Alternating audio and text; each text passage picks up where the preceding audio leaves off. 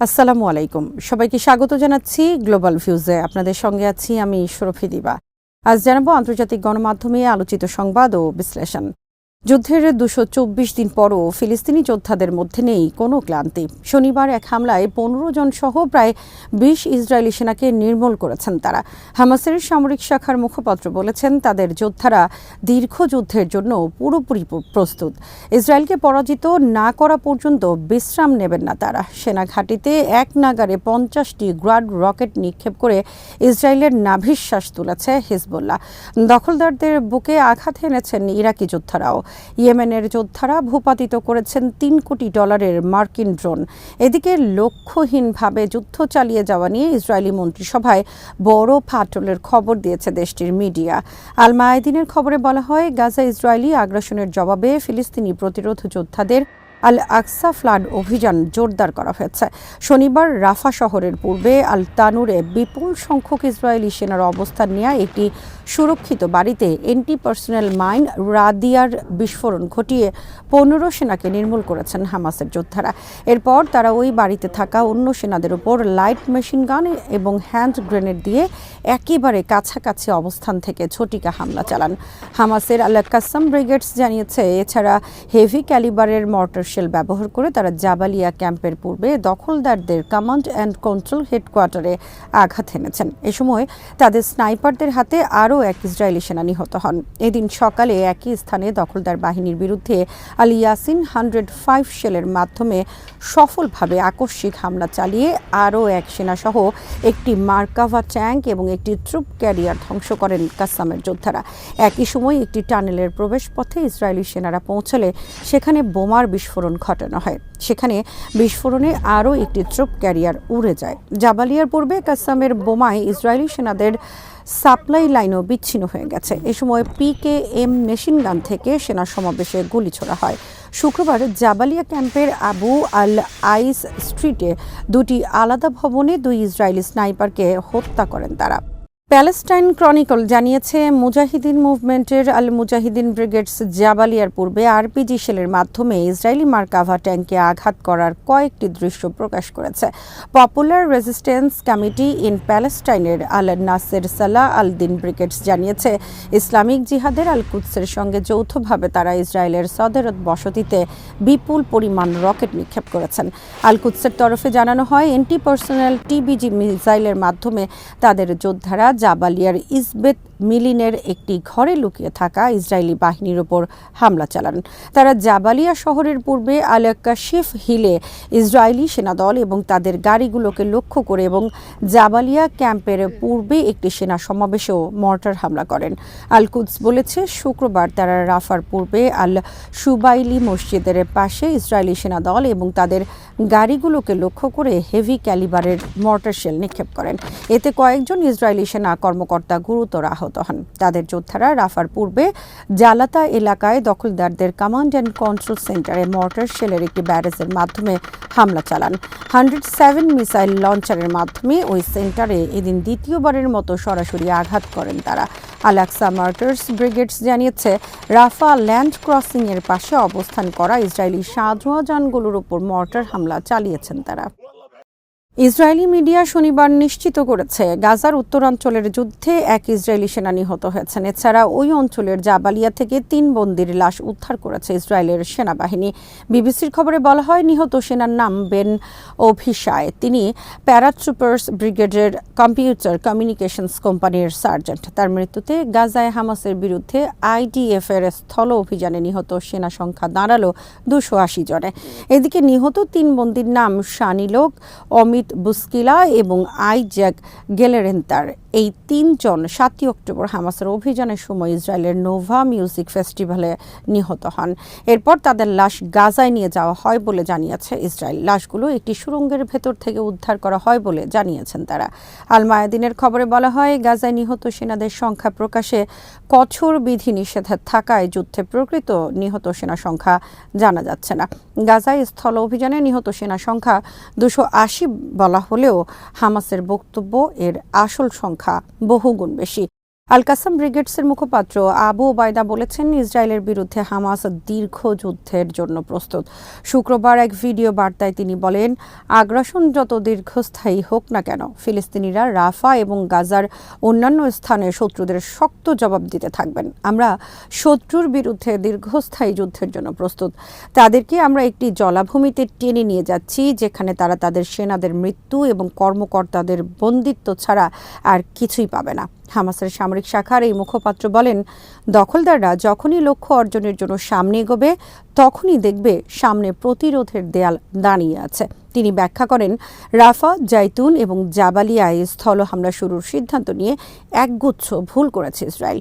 সেখানে সহজ লক্ষ্যবস্তুতে পরিণত হয়ে অনেক ইসরায়েলি সেনা প্রাণ হারিয়েছেন। তিনি জানান, গত 10 দিনে ফিলিস্তিনি প্রতিরোধ যোদ্ধারা ইসরায়েলের 100 যুদ্ধযান ধ্বংস করেছেন। পাশাপাশি টানেল উড়িয়ে রকেট ও মর্টার হামলা চালিয়ে অনেক ইসরায়েলি সেনাদের হতাহত করেছেন। তিনি বলেন, শত্রুরা তাদের ক্ষয়ক্ষতি অনেক কম দেখাচ্ছে। তারা হতাহত কিংবা ক্ষয়ক্ষতির সংখ্যা যা দেখাচ্ছে, প্রকৃত সংখ্যা তার চেয়ে অনেক বেশি।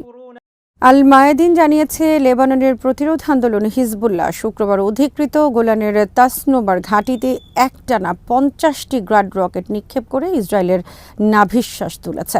ফিলিস্তিনিদের সমর্থনে এবং দক্ষিণ লেবাননে ইসরায়েলি আগ্রাসনের জবাবে এই হামলা চালানো হয়।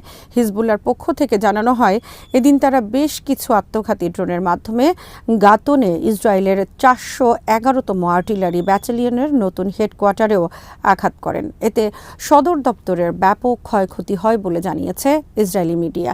ইসরায়েলি প্রতিরক্ষা বাহিনী জানিয়েছে, শুক্রবার লেবানন থেকে মোট 75টি রকেট ছোড়া হয়। এর মধ্য থেকে কয়েক ডজন রকেট প্রতিহত করেছে তাদের আয়রন ডোম। রকেটের আঘাতে কয়েকজন আহত হন বলেও জানায় আইডিএফ। ইয়েমেনের হুথি আনসারুল্লাহ সমর্থিত সশস্ত্র বাহিনী যুক্তরাষ্ট্রের একটি MQ-9 রিপার গোয়েন্দা ড্রোন ভূপাতিত করেছে। নিজস্ব প্রযুক্তিতে তৈরি ক্ষেপণাস্ত্রের মাধ্যমে মারিব প্রদেশের আকাশ থেকে ড্রোনটি ভূপাতিত করা হয়। সশস্ত্র বাহিনী শুক্রবার এক বিবৃতিতে মার্কিন ড্রোন ভূপাতিত করার খবর নিশ্চিত করে। ইয়েমেনের রাষ্ট্রীয় বার্তা সংস্থা সাবা প্রকাশিত ওই বিবৃতিতে বলা হয়, ইয়েমেনের আকাশ প্রতিরক্ষা বাহিনী ভূমি থেকে আকাশে নিক্ষেপযোগ্য একটি ক্ষেপণাস্ত্র দিয়ে বৃহস্পতিবার রাতে MQ-9 রিপার ড্রোনটি ভূপাতিত করে। বিবৃতিতে বলা হয়, ড্রোনটি মারিব প্রদেশের আকাশে শত্রুতাপূর্ণ তৎপরতায় লিপ্ত ছিল। বিবৃতিতে জোর দিয়ে বলা হয়, দেশের সশস্ত্র বাহিনী শত্রুদের সব ধরনের ষড়যন্ত্র ব্যর্থ করে দিতে প্রস্তুত। ইয়েমেনি সেনারা বলেছেন, $3 কোটি মূল্যের এ ধরনের ড্রোন এ নিয়ে 4 বার ভূপাতিত করেছেন তারা। গাজার জনগণের সমর্থনে ইসলামিক রেজিস্ট্যান্স ইন ইরাক ইসরায়েলের দক্ষিণাঞ্চলীয় গুরুত্বপূর্ণ স্থাপনায় আবার ড্রোন হামলা চালিয়েছে। ইরাকের প্রতিরোধ আন্দোলনগুলোর এই জোট বলেছে, শুক্রবার সকালে তারা উম্মুল রাশরাশ বা এইলাতে ওই হামলা চালান। সাম্প্রতিক সপ্তাহগুলোতে প্রায় প্রতিদিনই ইসরায়েলের বিভিন্ন স্পর্শকাতর স্থাপনায় হামলা চালিয়েছেন তারা। এদিকে হামাসের রাজনৈতিক শাখার প্রধান ইসমাইল হানিয়ার সঙ্গে ফোনালাপে ইরাকের কাতায়েব হিজবুল্লাহর সচিব জেনারেল আবু হোসেন আল হামিদাভি বলেছেন, ফিলিস্তিনকে সাহায্য করার ক্ষেত্রে চেষ্টার কোনো রকম ত্রুটি করবেন না তারা। তিনি ইসরায়েলি সেনাদের বর্বর হামলার বিরুদ্ধে নিপীড়িত ফিলিস্তিনি জনগণের শক্ত প্রতিরোধেরও প্রশংসা করেন। সিনহুয়ার খবরে বলা হয়, গাজায় কথিত ত্রাণ প্রবাহ বাড়ানোর উদ্দেশ্যে যুক্তরাষ্ট্র সেখানে অস্থায়ী জেটি নির্মাণ শেষ করার যে ঘোষণা দিয়েছে, তাকে নিজের কুৎসিত চেহারা ঢাকার ব্যর্থ চেষ্টা বলে বর্ণনা করেছে হামাস। হামাসের মিডিয়া অফিস শুক্রবার এক বিবৃতিতে বলেছে, গাজা উপকূলের অস্থায়ী জেটি এই উপত্যকার জনগণের খাদ্যের চাহিদা পূরণ করবে না। আমরা অবিলম্বে স্থল ক্রসিংগুলো খুলে দিয়ে সেই পথে ত্রাণ ও পণ্য আসতে দেওয়ার আহ্বান জানাচ্ছি। গাজার স্থল ক্রসিংগুলো খুলে দিতে ইসরায়েলকে বাধ্য করার পরিবর্তে মার্কিন প্রেসিডেন্ট জো বাইডেন গত মার্চে ওই উপত্যকার উপকূলে একটি ভাসমান জেটি নির্মাণ করার নির্দেশ দেন। এর কয়েকদিনের মধ্যে সেই জেটি নির্মাণের উদ্দেশ্যে গাজা উপকূলে মার্কিন নৌসেনা মোতায়েন করা হয়। ওই জেটির মাধ্যমে সাইপ্রাস থেকে জাহাজে করে গাজাবাসীর জন্য খাদ্য ও ত্রাণ সামগ্রী আনার ঘোষণা দেয় ওয়াশিংটন। মার্কিন সেনাবাহিনী শুক্রবার বলেছে, তাদের জেটি নির্মাণের কাজ শেষ হয়েছে এবং আগামী কয়েকদিনের মধ্যে এর মাধ্যমে ট্রাক ভর্তি ত্রাণ গাজায় প্রবেশ করবে। এ সম্পর্কে হামাসের মিডিয়া অফিস বলেছে, ইসরায়েল গাজাবাসীর উপর যে ভয়াবহ গণহত্যা ও নিধনযজ্ঞ চালাচ্ছে, তার প্রতি যুক্তরাষ্ট্রের পূর্ণ সমর্থন রয়েছে। মার্কিন অস্ত্র দিয়েই গাজাবাসীদের হত্যা করা হচ্ছে। প্রেস টিভির খবরে বলা হয়, আন্তর্জাতিক বিচার আদালত বা আইসিজেতে ভর্ৎসনার শিকার হয়েছেন ইসরায়েলের পররাষ্ট্র মন্ত্রণালয়ের একজন কর্মকর্তা। রাফা ইসরায়েলি স্থল আগ্রাসন বন্ধ করার নির্দেশ দেওয়ার যে দাবি দক্ষিণ আফ্রিকা জানিয়েছে, সে সম্পর্কে শুক্রবার আত্মপক্ষ সমর্থন করছিলেন ওই কর্মকর্তা। ইসরায়েলের পররাষ্ট্র মন্ত্রণালয়ের আইনি উপদেষ্টা তামার কাপলান তুর্জেমান শুক্রবার আইসিজেতে দেয়া বক্তব্যে দক্ষিণ আফ্রিকার আবেদন প্রত্যাখ্যান করার অনুরোধ জানান। তুর্জেমান আদালতকে বলেন, ইসরায়েলের বিরুদ্ধে গাজায় গণহত্যা চালানোর যে অভিযোগ করা হচ্ছে তা সত্য নয়। দক্ষিণ আফ্রিকার আবেদন প্রত্যাখ্যান করার অনুরোধ জানাচ্ছে তেল আবিব। এ সময় আদালতের দর্শক সারি থেকে একজন নারী চিৎকার করে বলে ওঠেন, মিথ্যাবাদীর দল। তিনি এই শব্দটি কয়েকবার উচ্চারণ করেন। আইসিজের বিচারকরা বৃহস্পতিবার দক্ষিণ আফ্রিকার আবেদন শোনেন এবং শুক্রবার ইসরায়েলকে আত্মপক্ষ সমর্থন করার সুযোগ দেন। খবরে বলা হয়, রাফা স্থল আগ্রাসন না চালানো সংক্রান্ত দক্ষিণ আফ্রিকার আবেদনের ব্যাপারে একটি সাময়িক নির্দেশ আগামী সপ্তাহেই জারি হতে পারে।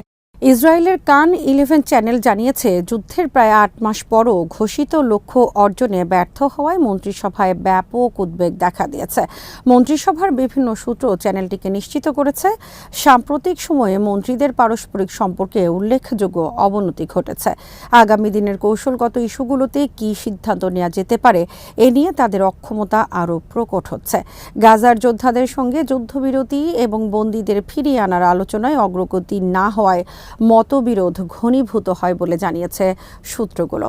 দেশটির ওয়াল্লা নিউজ জানিয়েছে, 16ই মের মন্ত্রিসভা বৈঠক চলাকালে লক্ষ্যহীনভাবে যুদ্ধ চালিয়ে যাওয়া নিয়ে প্রচণ্ড বাকবিতণ্ডায় লিপ্ত হন কট্টরপন্থী মন্ত্রী ইতামার বেন গাভির এবং গাদি আইজেনকোত। গাদি আইজেনকোত প্রধানমন্ত্রী নেতানিয়াহুর ব্যর্থতার কথা বললে বেন গাভির প্রতিবাদ করেন। সাবেক জেনারেল আইজেনকোত ও বেন গাভিরকে কথার মাঝখানে কথা না বলার জন্য শক্ত করে শাসিয়ে দেন। রয়টার্স ও টাইমস অফ ইসরায়েল জানিয়েছে, ভারত থেকে ইসরায়েলে অস্ত্র বহনকারী একটি জাহাজ ফিরিয়ে দিয়েছে স্পেন। গাজার বিরুদ্ধে ইসরায়েলের গণহত্যামূলক যুদ্ধের মধ্যে স্পেন এই প্রশংসিত উদ্যোগ নিয়েছে। ভারতের মাদ্রাজ বন্দর থেকে 27 টন গোলা বারুদ নিয়ে জাহাজটি ইসরায়েল যাচ্ছিল। স্পেনের পররাষ্ট্রমন্ত্রী হোসেইন ম্যানুয়েল আলভারেজ ব্রাসেলসে সাংবাদিকদের বলেছেন, প্রথমবারের মতো আমরা ইসরায়েলের জন্য অস্ত্রের চালান বহনকারী একটি জাহাজ শনাক্ত করেছি, যেটি স্পেনের একটি বন্দরে ভিড়তে চেয়েছিল। আমরা জাহাজটিকে আমাদের বন্দরে ভিড়তে দিইনি। পরিবহন মন্ত্রী অস্কার পুয়েন্তে বলেন, মারিয়ান ড্যানিকা নামের জাহাজটি 21 মে দক্ষিণ পূর্ব স্পেনের কার্টেজেনার বন্দর নোঙর ফেলার অনুমতি চেয়েছিল।